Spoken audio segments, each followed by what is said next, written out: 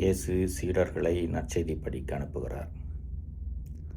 இந்த நற்செய்தி அறிவிப்பு பணி வெறும் திட்டமிடலிலும் செயல்படுத்துவதிலும் இல்லை, வாழ்வதில் இருக்கிறது. வாழ்வுதான் பறைசாற்ற வேண்டும்.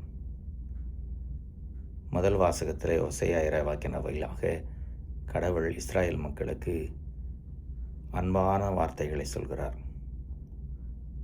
மனமுவந்து பேசுகிறார். அதில் அன்பு, பரிவு, இரக்கம், மன்னிப்பு எல்லாம் இருக்கிறது.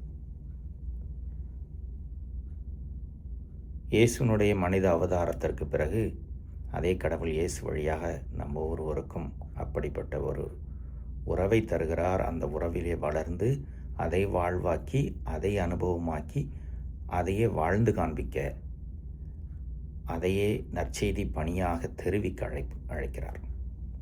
வார்த்தைகளை விட, புத்தகங்களை விட, திட்டம் போட்டு செயல்படுவதை விட வாழ்வு, நம்முடைய வாழ்வு பெரிய நற்செய்தி அறிவிப்பு பணியாகும். பலருக்கு நலம் பயக்கும், பலன் தரும் வாழ்வாக மாறும். எங்கே நம்மை கடவுள் அழைக்கிறார் என்பதை உணர்ந்து அங்கே இயேசுவிடம் நாம் சரணடைந்து வழி கேட்போம்.